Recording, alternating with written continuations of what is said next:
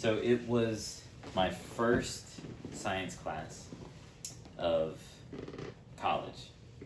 My biology teacher, in the first 15 minutes of class, looks up at her class and says, "It is my sincere hope that by the end of this class, if you believe in God or any fairy tale like that, that you will not believe in it anymore."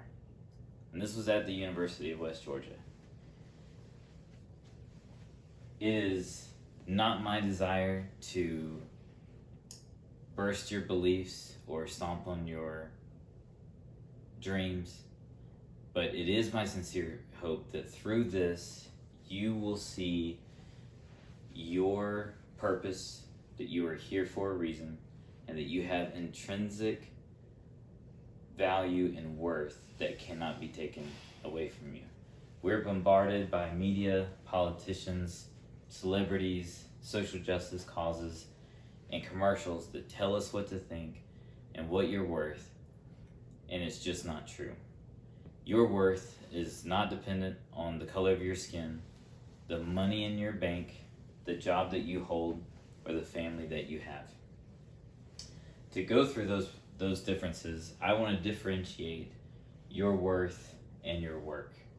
And to do that best, I have to tell a story. Two friends, Clive and John. They are both professors at one of the most prestigious colleges in the world, Oxford University. They are best friends. They hang out all the time. Clive goes over to John's house one day, and in one of their talks that they're having, Clive notices a bunch of papers thrown in a trash can with writing on them. So he asks John, "Hey, what are those papers?" And John says, "It was a book I was trying to write. I got bored with it, and then I figured it'll never get published. If it does get published, no one will ever read it." So Clive said, "Hey, do you mind if I take it home and read it?" John said, "Nope, be my guest." John gives it to Clive. Clive goes home, reads it, comes back the next day, and says, "John, I got to know what happens at the end of this. This story was amazing. You're a great storyteller. This was a great book. I have to know how it ends. Please finish it." So, feeling invigorated, John starts to write again. Several months later go by, and he finishes the book, much to Clive's elation. That book that he wrote was the first of a series called The Lord of the Rings. His full name is J.R.R. Tolkien. And he would go on to write many other books that would also hit the top of the charts and stay there for years to come. Now, Clive helped John, or Tolkien, see his worth, but it was through his work. It was his value and worth as a writer and as a storyteller. But we need the other side too. So your actual genuine worth. To tell that, our story is not done. Because you see, Clive is an atheist, which means he does not believe there's a God. But his best friend John is a Christian. And this would lead to many discussions and long nights and talks about God and Jesus and being a Christian.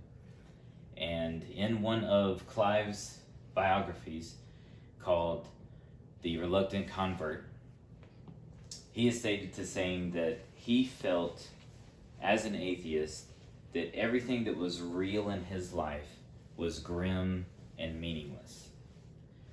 So through his talks with John and the other Christian professors at Oxford University, it broke down his excuses and his reasoning for not having and not living a life of faith. So after years of these talks, Clive takes a taxi ride, prays, and asks Christ into his heart. So several years later, Clive would write his own book, and that book would be the first in a series of books as well, just like Tolkien. And this one is called The Chronicles of Narnia. The Lion, the Witch, and the Wardrobe. His full name is C.S. Lewis. C.S. Lewis would go on to write many more books that would all top the charts and stay there for many years to come. In one of the websites for C.S. Lewis called cslewisinstitute.org, in 2002, an article was done on him, and he was stated to saying he felt like taken out of myself to love God and love others when he became a Christian. So the real story of Lewis' conversion is not that it changed a man's career, but the dramatic changes in the man himself. So, without Lewis, we would have no Lord of the Rings. Without Tolkien, we would have no Chronicles of Narnia. Tolkien helped Lewis see his intrinsic worth that could not be taken away. And Lewis helped Tolkien see that he had worth in his value as a writer and an artist. So one from the accepted love from God, and one as value as a writer. So, to keep going on, when C.S. Lewis was an atheist, one of the other atheists that he followed, if he was in our time and had Twitter, his name would be Voltaire. Voltaire is a famed atheist and historian, and he, in the 1700s, was quoted to saying that in 100 years, the Bible will be a forgotten book. To this day, the Bible is the number one selling book of all time. It is not going away. Richard Dawkins is also another famed atheist, and he wrote a book called The God Delusion. And in The God Delusion, Richard states that it is his firm belief that our origin story is from a bunch of rocks. These rocks are inanimate and brainless, but they magically melted into each other to create a complicated being, which is humans. So, if we were to believe that this was our origin story, and that we were a bunch of brainless rocks that melted together, what would that tell us about our origin and our worth?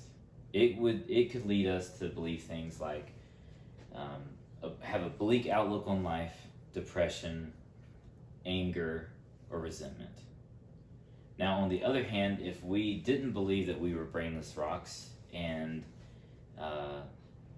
on the other spectrum, while being brainless rocks, why would we care about other brainless rocks? Why get married? Why pay your taxes? Why eat your vegetables, right?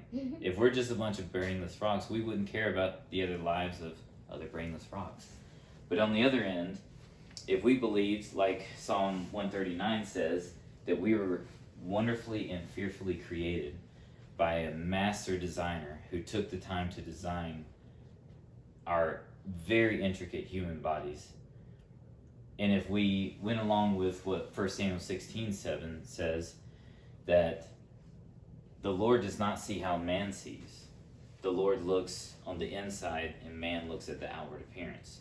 Or as Jeremiah 29:11 says, which is my oldest daughter's favorite verse, for I know the plans I have for you, plans for you to prosper, plans to give you a future and a hope. Now, if this was our way of thinking about our origin and our worth, what would we think about ourselves then? What would we think about everybody else around us then? We would think of things like acceptance. We'd have worth. We would feel loved, and we would have purpose, right? So, to give it to you another way, retired professor at Cambridge University, which is another prestigious university in the world. He's a quantum physics professor, John Polkinghorne. He just passed away this last March at the age of 90. He is quoted as in saying, If you examine the early relationship between the expansion and contraction forces in the early picoseconds of the universe, I'll explain what picoseconds means. But what he's talking about is if we look at, from a quantum physics standpoint, if we look at the creation of the universe, the creation of Earth, and the creation of human beings, if we look at that, you'll see that the exactitude was so precise, and the margin of error and the precision required would be like taking aim at a 1 square inch object 20 billion light years away and hitting it bullseye. So that stands to reason that if someone looking at our bodies and our lives and our universe from a quantum physics standpoint and saying, hey, this was made with extreme precision and care, that would stand to reason that we're here for a reason. We are worth more than what the politicians say or the media says or social media says. So where do you get your worth from? I encourage you to ask questions, do your research, and try to no longer look at the outward appearance of everybody else around you, but to treat and look at everyone as if they already have worth. Thank you.